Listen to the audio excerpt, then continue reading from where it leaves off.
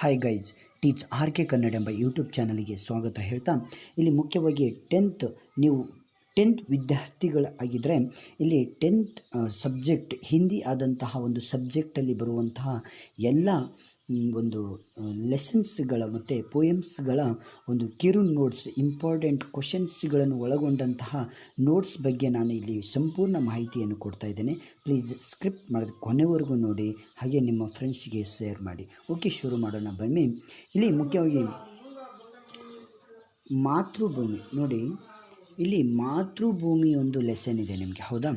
ಈ ಮಾತೃಭೂಮಿಯಲ್ಲಿ ಇಂಪಾರ್ಟೆಂಟ್ ಇರುವಂತಹ ಒಂದು ಕ್ವಶನ್ಸ್ಗಳನ್ನು ನೋಡೋಣ. ಫಸ್ಟು ಕವಿ ಕಿಸೆ ಪ್ರಣಾಮ್ ಕರ್ ರಹೆ ಅಂದರೆ ಇಲ್ಲಿ ಉತ್ತರ ಕವಿ ಮಾತೃಭೂಮಿ ಕೋ ಪ್ರಣಾಮ್ ಕರ್ ರಹೆ. ಭಾರತ್ ಮಹಾಕೆ ಹಾಥೋ ಮೇ ಕ್ಯಾ ಹೇ ಅಂತ ಇಲ್ಲಿ ಪ್ರಶ್ನೆ ಕೇಳ್ತಾರೆ ನಿಮಗೆ. ಇಲ್ಲಿ ಭಾರತ್ ಮಹಾಕೆ ಹಾಥೋ ಮೇ ನ್ಯಾಯ ತಥಾ ಜ್ಞಾನ್ ದೀಪ್ ಹೈ ಅಂತ ಹೇಳಬೇಕು ನೀವು. ಆಜ್ ಮಹಾಕೆ ಸಾಥ್ ಕೌನ್ ಹೈ ಅಂದರೆ ಇಲ್ಲಿ ಕೋಟಿ ಕೋಟಿ ಭಾರತವಾಸಿ ಇದ್ದಾರೆ ಅಂತ ನೀವು ಹೇಳಬೇಕು. ಸಭಿ ಅವ್ರ ಕ್ಯಾ ಗುಜ್ ಉಠಾ ಹೈ ಅಂದರೆ ಇಲ್ಲಿ ಉತ್ತರ ಸಭಿ ಅವ್ರ ಜಯ ಹಿಂದ್ ಕೆ ನಾದ್ ಕಾ ಗೂಂಜ್ ಉಠಾ ಹೈ. ಓಕೆ, ಲಿಖಿತ್ ಪ್ರಶ್ನೆ. ಮುಖ್ಯವಾಗಿ ಇಲ್ಲಿ ನಾವು ನೋಡ್ಬೋದು, वाक्य में उत्तर लिखी ಅಂದರೆ ಭಾರತ್ ಕೆ खेत कैसे है ಅಂದರೆ ಉತ್ತರ ಭಾರತ್ ಕೆ खेत हरे भरे तथा सुहाने है ಅಂತ ನಾವು ಹೇಳಬೇಕಾಗುತ್ತೆ. ಭಾರತ್ ಭೂಮಿ ಕೆ ಅಂದರ್ ಕ್ಯಾ ಕ್ಯಾ ಬರಾ ಹುआ ಅಂದರೆ ಭಾರತ್ ಭೂಮಿ ಕೆ ಅಂದರ್ ಖನಿಜೋ ಕಾ ವ್ಯಾಪಕ ಧನ್ ಬರಾ ಹುआ है. ಈ ರೀತಿಯಲ್ಲಿ ನಿಮಗೆ ಇಂಪಾರ್ಟೆಂಟ್ ಕ್ವಶನ್ಸ್ಗಳು ಇದ್ದಾವೆ friends, main important. Okay, next ನೋಡಿ, ಇಲ್ಲಿ जगह के रूप को बदलने के लिए कवि किससे निवेदन करते हैं ಅಂದರೆ ಇಲ್ಲಿ ಉತ್ತರ ಇದೆ. ನೆಕ್ಸ್ಟ್ ಜಯ ಹಿಂದ್ ಕಾ ನಾದ್ ಕहाँ ಕहाँ पर ಗುಂಜಾನಾ चाहिए ಅಂತ ಇಲ್ಲಿ ಕೊಟ್ಟಲಾಗಿದೆ. ನೆಕ್ಸ್ಟ್ 2-3 ವಾಕ್ಯದಲ್ಲಿ ನಿಮಗೆ ಕೇಳ್ತಾರೆ ಈ ಪಾಠದಲ್ಲಿ ಇಂಪಾರ್ಟೆಂಟ್. ಭಾರತ್ ಮಾಕೆ ಪ್ರಕೃತಿ ಸೌಂದರ್ಯ ವರ್ಣನ್ ಕಿಜಿ ಅಂತ ಇಲ್ಲಿ ಕೇಳ್ತಾರೆ. ನೆಕ್ಸ್ಟ್ ಮಾತೃಭೂಮಿಕಾ ಸ್ವರೂಪ್ ಕೈಸೆ ಸುಶೋಭಿತ್ ಹೈ ಅಂದರೆ ಇಲ್ಲಿ ಈ ರೀತಿಯಲ್ಲಿ ನಿಮಗೆ ಇಂಪಾರ್ಟೆಂಟ್ ಕ್ವಶನ್ಸ್ಗಳನ್ನು ಕೇಳ್ತಾರೆ ನೋಡಿ. ದೋನೋ ಕಣ್ ಕೋ ಜೋಡ್ ಕರ್ ಲಿಖಿ, ಇಲ್ಲಿ ನಿಮಗೆ ಹೊಂದಿಸಿ ಬರೆಯಿರಿ ಕೂಡ ಇಂಪಾರ್ಟೆಂಟ್ ಈ ಪಾಠದಲ್ಲಿ ನೋಡಿ, ನಾನು ಕೊಟ್ಟಿದ್ದೇನೆ, ಸರಿಯಾಗಿ ನೋಡಿ. ಓಕೆ, ನೆಕ್ಸ್ಟ್ ನೋಡಿ, ನೆಕ್ಸ್ಟು ಪೂರ್ತಿ ಕಿಜಿಯೆ. ಓಕೆ, ರಿಕ್ತ್ ಸ್ಥಾನ್ ಕಿ. ಓಕೆ, ಇಲ್ಲಿ ಕೂಡ ನಿಮಗೆ ಬಿಟ್ಟ ಸ್ಥಳ ಇರ್ತವೆ. ಬಿಟ್ಟ ಸ್ಥಳಗಳನ್ನು ಈ ಪಾಠದಲ್ಲಿ ಇಂಪಾರ್ಟೆಂಟ್ಸ್ ಇರುವಂತಹ ಬಿಟ್ಟ ಸ್ಥಳಗಳನ್ನು ನಿಮಗೆ ಕೊಟ್ಟಿದ್ದೇನೆ. ಓಕೆ, ನೆಕ್ಸ್ಟು ಭಾವಾರ್ಥ ಲಿಖಿ. ಭಾವಾರ್ಥ ಕೂಡ ಈ ಪಾಠದಲ್ಲಿ ತುಂಬ ಇಂಪಾರ್ಟೆಂಟ್ ಇದೆ ನೋಡಿ, ನಾನು ಇಲ್ಲಿ ಕೊಟ್ಟಿದ್ದೇನೆ. ಈ ಭಾವಾರ್ಥವನ್ನು ನೀವು ಸರಿಯಾದ ರೀತಿಯಲ್ಲಿ ನೀವು ಇದು ಮಾಡಿಕೊಳ್ಬೇಕು. ಓಕೆ, ನೆಕ್ಸ್ಟ್ ನೋಡೋಣ, ಗಿಲ್ಲು. ಓಕೆ, ಗಿಲ್ಲು ಪಾಠಕ್ಕೆ ಸಂಬಂಧಪಟ್ಟಂಥ ಇಂಪಾರ್ಟೆನ್ಸ್ ನೋಡುವ. ಓಕೆ, ಗಿಲ್ಲು ನೋಡಿ, ಫಸ್ಟು ಲೇಖಿಕಾನೇ ಕ್ಯೂ ವಿಚಿತ್ರ ಪಕ್ಷಿ ಕಹಾ ಹೈ ಅಂದರೆ ಈ ರೀತಿಯಲ್ಲಿ ನಿಮಗೆ ಆನ್ಸರ್ಸ್ಗಳು ಬರ್ತವೆ. ಓಕೆ, ನೆಕ್ಸ್ಟು ಗಿಲ್ ಹರಿಕಾ ಬಚ್ಚಾ ಖಾ ಪಡಾ ಥಾ, ಇಲ್ಲಿ ನೋಡಿ ಈ ರೀತಿಯಲ್ಲಿ ನಿಮಗೆ ಕ್ವಶನ್ಸ್ಗಳನ್ನು ಕೇಳುವಂತಹ ಸಂಭವ ಜಾಸ್ತಿ ಇರುತ್ತೆ ಫ್ರೆಂಡ್ಸ್. ಓಕೆ, ವಿದ್ಯಾರ್ಥಿಗಳೇ ಗಮನದಲ್ಲಿಡಿ, ಇದನ್ನು ನೀವು ಕರೆಕ್ಟಾಗಿ ಓದ್ಕೊಳ್ಳಿ. ನಾನು ಕೂಡ ನಿಧಾನವೇ ನಿಮಗೆ ನೋಟ್ಸನ್ನು ಎಕ್ಸ್ಪ್ಲೇನ್ ಮಾಡ್ತಾ ಇರೋದು.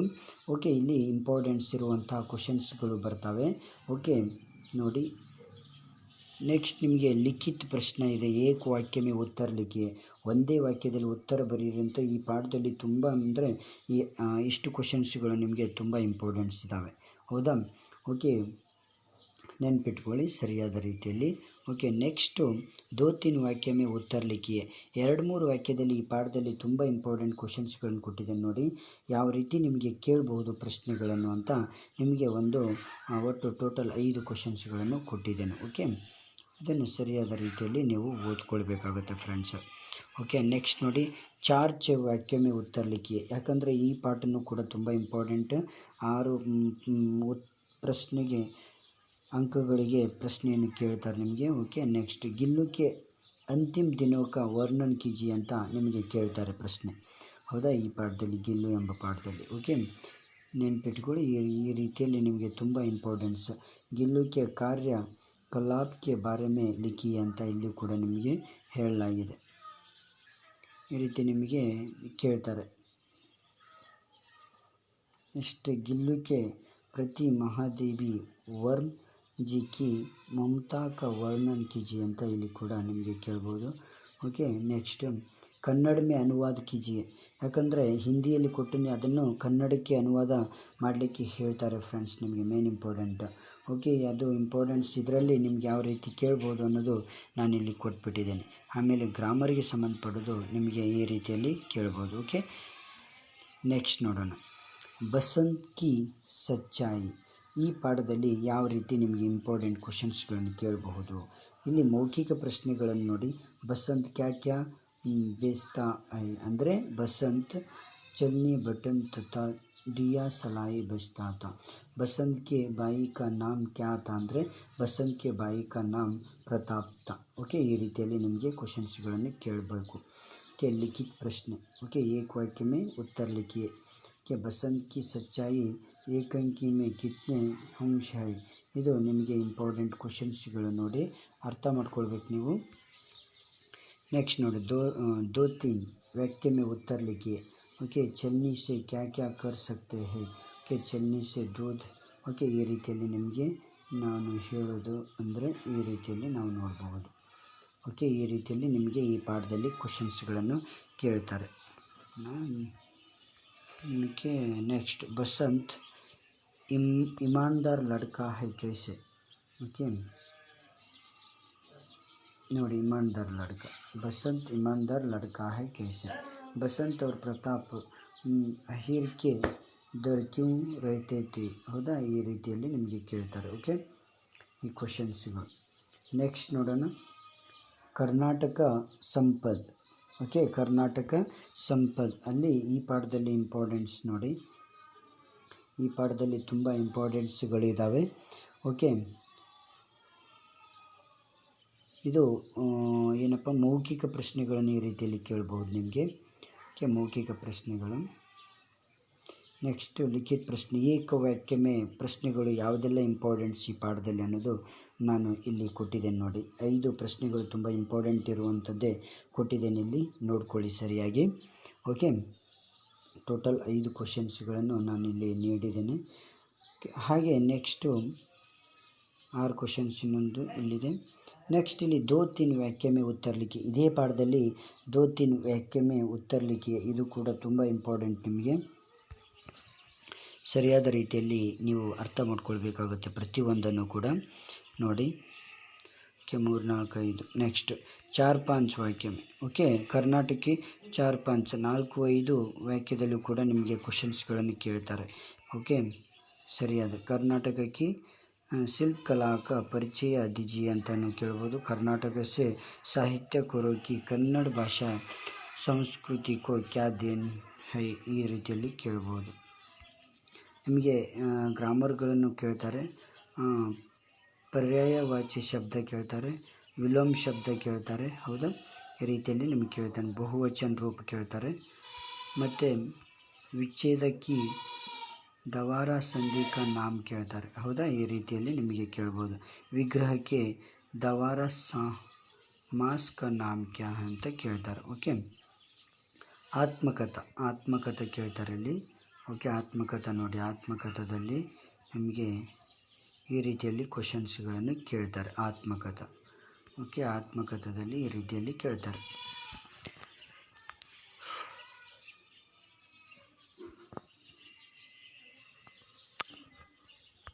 ಇದು ಮೌಖಿಕ ಪ್ರಶ್ನೆಗಳಾಯಿತು. ಆತ್ಮಕಥೆ ಎಂಬ ಪಾಠದಲ್ಲಿ ಮೌಖಿಕ ಪ್ರಶ್ನೆಗಳು ಟೋಟಲ್ ಇಷ್ಟು ಇಂಪಾರ್ಟೆನ್ಸ್ ಇದ್ದಾವೆ. ನೆಕ್ಸ್ಟ್ ನೋಡಿ, ಲಿಖಿತ ಪ್ರಶ್ನೆಯಲ್ಲಿ ಏಕ ವಾಕ್ಯ ಮೇ ಉತ್ತರ ಲಿಖಿ ಅಂತ ನಾನು ಕೊಟ್ಟಿದ್ದೇನೆ ನಿಮಗೆ.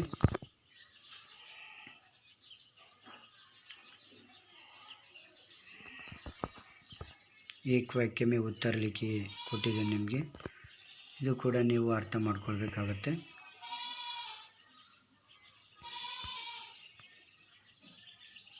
दो तीन वाक्य में उत्तर लिखिए. ಓಕೆ, 2-3 ವಾಕ್ಯಗಳಲ್ಲಿ ಉತ್ತರಗಳನ್ನು ನಿಮಗೆ ಈ ಪ್ರಶ್ನೆಗಳನ್ನು ಕೇಳ್ತಾರೆ. ಓಕೆ, ಅದರಲ್ಲಿ ಕೂಡ ನಿಮಗೆ ಇಂಪಾರ್ಟೆನ್ಸ್ ತೆಗೆದು ನಾನು ಕೊಟ್ಟಿದ್ದೇನೆ ನೋಡಿ.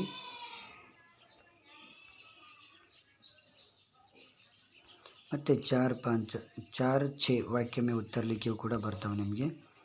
ಓಕೆ, ಇಲ್ಲಿ ನೋಡಿ. ಈ ರೀತಿಯಲ್ಲಿ ನಿಮಗೆ ಕ್ವಶನ್ಸ್ಗಳು ತುಂಬ ಇಂಪಾರ್ಟೆನ್ಸ್ ಇರ್ತವೆ. ಈ ಪಾಠದಲ್ಲಿ ಇರುವಂತಹ ಇಂಪಾರ್ಟೆಂಟ್ ಕ್ವಶನ್ಸ್ಗಳು.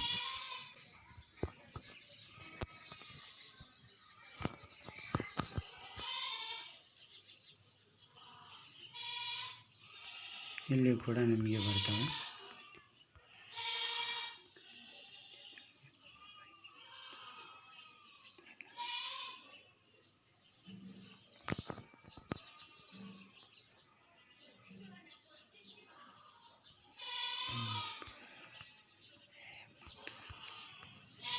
ನೆಕ್ಸ್ಟ್ ನೋಡಿ, ಇಮಾನ್ದಾರೋ ಕಿ ಸಮ್ಮೇಳನ ಮೇ. ಓಕೆ, ಈ ಪಾಠದಲ್ಲಿ ತುಂಬ ಪ್ರಮುಖವಾದಂಥ ಪ್ರಶ್ನೆಗಳು ಕೊಟ್ಟಿದ್ದೇನೆ ನೋಡಿ. ಓಕೆ, ಇವು ಇಂಪಾರ್ಟೆಂಟ್ ಕ್ವಶನ್ಸ್ಗಳು. ಇದು ಮೌಖಿಕ ಪ್ರಶ್ನೆಗಳು, ಈ ಪಾಠದಲ್ಲಿ ಬರುವಂಥ ಮೌಖಿಕ ಪ್ರಶ್ನೆಗಳು. ಓಕೆ, ನೆಕ್ಸ್ಟ್ ನೋಡಿ, ಲಿಖಿತ ಪ್ರಶ್ನೆ ಏಕ ವಾಕ್ಯ ಮೇ ಉತ್ತರ ಲಿಖಿ. ಈ ಪಾಠದಲ್ಲಿ ನಿಮಗೆ ಈ ರೀತಿಯಲ್ಲಿ ನಿಮಗೆ ಕ್ವಶನ್ಸ್ಗಳನ್ನು ಕೇಳ್ತಾರೆ ಇದರಲ್ಲಿ. ಹೌದಾ, ಇದರಲ್ಲಿ ಕೂಡ ನಾನು ಇಂಪಾರ್ಟೆಂಟ್ ಆರ್ಟ್ಸ್ ನಿಮಗೆ ಕೊಟ್ಟಿದ್ದೇನೆ. ಓಕೆ, ನೆಕ್ಸ್ಟ್ ನೋಡಿ, ದೋ ತೀನ್ ವಾಕ್ಯ ಮೇ ಉತ್ತರ ಲಿಖಿ. ಹೌದಾ, ಇಲ್ಲಿ ಕೂಡ ನಿಮಗೆ ಇದು ಮಾಡ್ಬೋದು, ದೋ ತೀನ್ ವಾಕ್ಯ ಮೇ. ಓಕೆ, ಲೇಖಕರು ಇಲ್ಲಿ ನೋಡಿ ಯಾವ ರೀತಿ ಕೇಳ್ಬೋದು.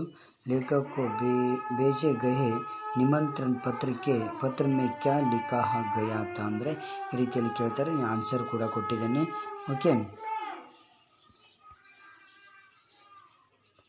ಹಾಗೆ ನೆಕ್ಸ್ಟ್ ನೋಡಿ, ಇಲ್ಲಿ ಈ ರೀತಿಯಲ್ಲಿ ನಿಮಗೆ ಕ್ವಶನ್ಸ್ಗಳನ್ನು ಕೇಳ್ತಾರೆ. ಓಕೆ, ಈ ರೀತಿಯಲ್ಲಿ ತುಂಬ ಇಂಪಾರ್ಟೆಂಟ್ಸ್ ಕ್ವಶನ್ಸ್ಗಳು ಈ ಪಾಠದಲ್ಲಿ ಬರುವಂಥ ಕ್ವಶನ್ಸ್ಗಳಿವು ನೋಡಿ.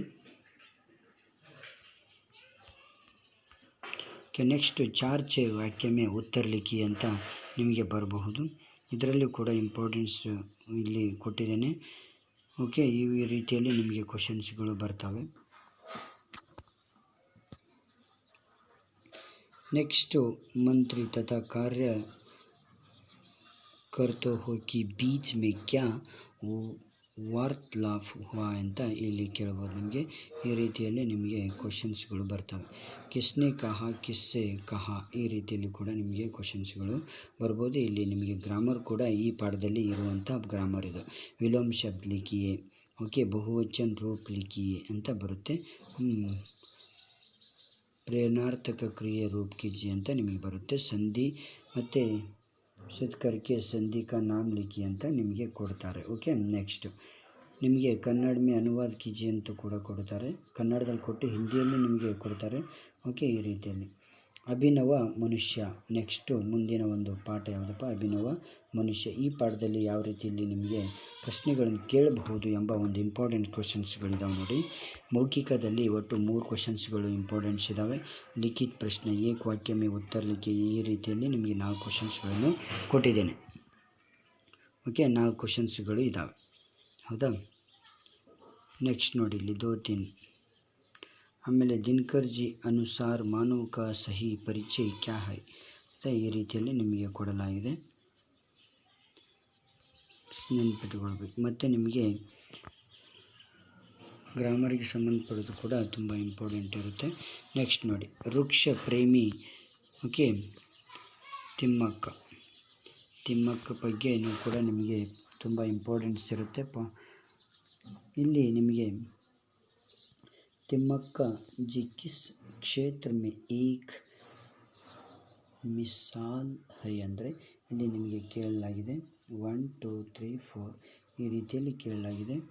ಲಿಖಿತ ಪ್ರಶ್ನೆ ನಿಮಗೂ ಈ ರೀತಿಯಲ್ಲಿ ಕೇಳಲಾಗಿದೆ. 6-7 ಪ್ರಶ್ನೆಗಳನ್ನು ಕೊಡಲಾಗಿದೆ. ಒಟ್ಟು ಏಕ ವಾಕ್ಯ ಮೇ ಉತ್ತರ ಲಿಖಿ. ಒಟ್ಟು ಈ ಪಾಠದಲ್ಲಿ ಇಂಪಾರ್ಟೆಂಟ್ ಕ್ವಶನ್ಸ್ಗಳು ಒಂದು ವಾಕ್ಯದಲ್ಲಿ 7 ಇದ್ದಾವೆ, ನೆನಪಿಟ್ಕೊಳ್ಬೇಕು ನೀವು. ಓಕೆ, ನೆಕ್ಸ್ಟು ಹಾಗೆ ಇಲ್ಲಿ 8 ಕೂಡ ಇದೆ. ನೆಕ್ಸ್ಟ್ ದೋ ತೀನ್ ವಾಕ್ಯ ಮೇ ಉತ್ತರ ಯಾವ ರೀತಿ ಕೇಳ್ಬೋದು ಈ ಪಾಠಕ್ಕೆ ಸಂಬಂಧಪಟ್ಟ ತಿಮ್ಮಕ್ಕ ಪಾಠಕ್ಕೆ ಸಂಬಂಧಪಟ್ಟಾಗ ಹೇಗೆ ಕೇಳ್ಬೋದು ಅನ್ನೋದು ಇಲ್ಲಿ ಕೊಡಲಾಗಿದೆ. ದೋ ತೀನ್ ವಾಕ್ಯ ಮೇ. ಓಕೆ, ನೆಕ್ಸ್ಟ್ ನೋಡಿ 4-5 ವಾಕ್ಯ ಮೇ. ಓಕೆ, 4-5 ವಾಕ್ಯ ಮೇ ಯಾವ ರೀತಿ ಕೇಳಬಹುದು.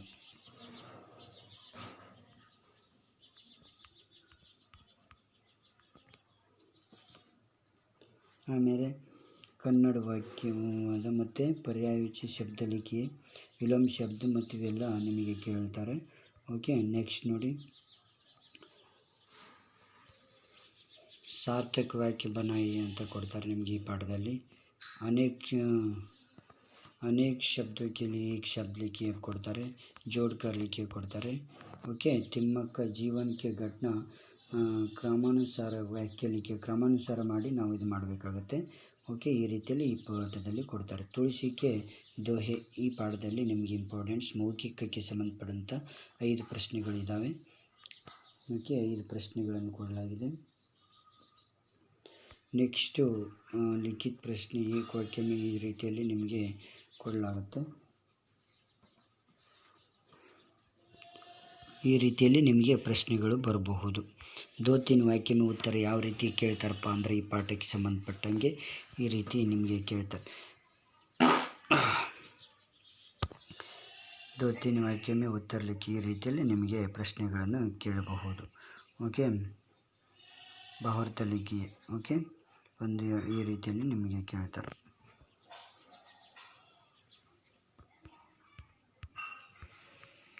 ಸೂರ್, ಓಕೆ, ಶ್ಯಾಮ್. ಓಕೆ, ಈ ರೀತಿಯಲ್ಲಿ ನಿಮಗೆ ಈ ಪಾಠದಲ್ಲಿ ಈ ರೀತಿಯಲ್ಲಿ ಕೇಳ್ತಾರೆ.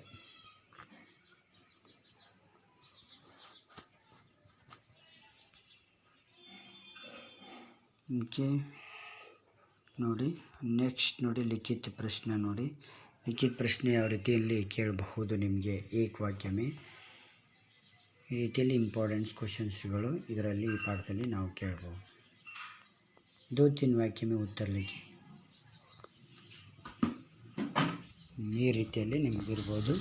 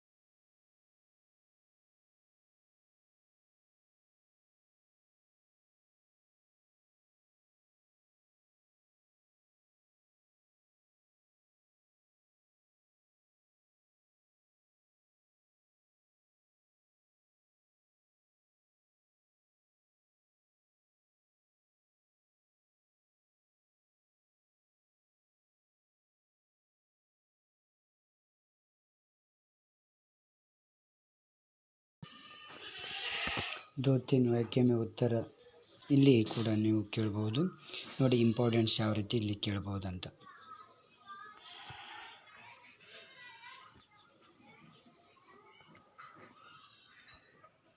ಓಕೆ, ನೆಕ್ಸ್ಟ್ ಇಲ್ಲಿ ನೋಡಿ 4 वाक्य में उत्तर लिखिए. ಇಲ್ಲಿ ಕೂಡ ಈ ರೀತಿಯಲ್ಲಿ ನಿಮಗೆ ಕೇಳ್ತಾರೆ 4 वाक्य में उत्तर लिखिए. ನೆಕ್ಸ್ಟ್ ನೋಡಿ ಸಾಹಿತ್ಯ ಸಾಗರ್ ಕಾ ಮೋತಿ ಈ ಪಾಠದಲ್ಲಿ ಯಾವ ರೀತಿಯಲ್ಲಿ ನಿಮಗೆ ಕೊಡ್ತಾರೆ ಅಂದರೆ ನೋಡಿ.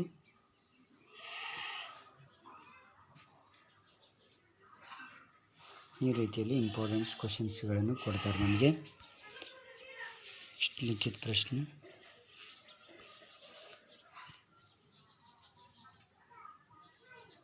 ನೆಕ್ಸ್ಟ್ ದೋತಿನ ವಾಕ್ಯನ ಉತ್ತರ लिखिए.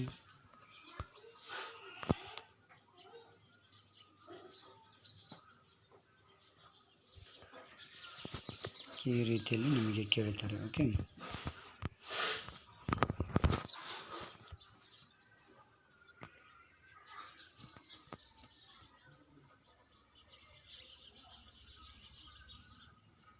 सही और गलत को सूचित कीजिए. ओके, ಈ ರೀತಿಯಲ್ಲಿ ನಿಮಗೆ ಕೇಳ್ತಾರೆ.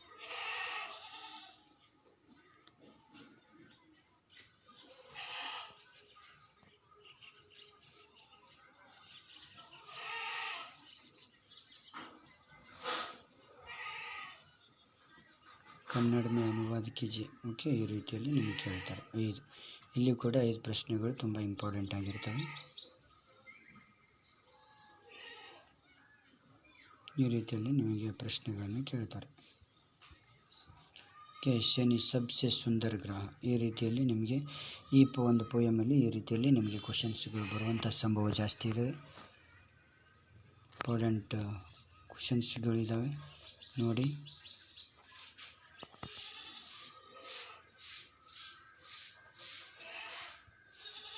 ನೆಕ್ಸ್ಟ್ ನೋಡಿ, ಸತ್ಯಕ್ಕೆ ಮಹಿಮಾ ಉತ್ತರ ಇಲ್ಲಿ ಪೋಯಮಲ್ಲಿ ನೋಡಿ, ಸತ್ಯಕ್ಕೆ ಮಹಿಮಾದಲ್ಲಿ ಈ ರೀತಿಯಲ್ಲಿ ನಿಮಗೆ ಕ್ವಶನ್ಸ್ಗಳು ಬರುವಂಥ ಸಂಭವ ಜಾಸ್ತಿ ಇರುತ್ತೆ.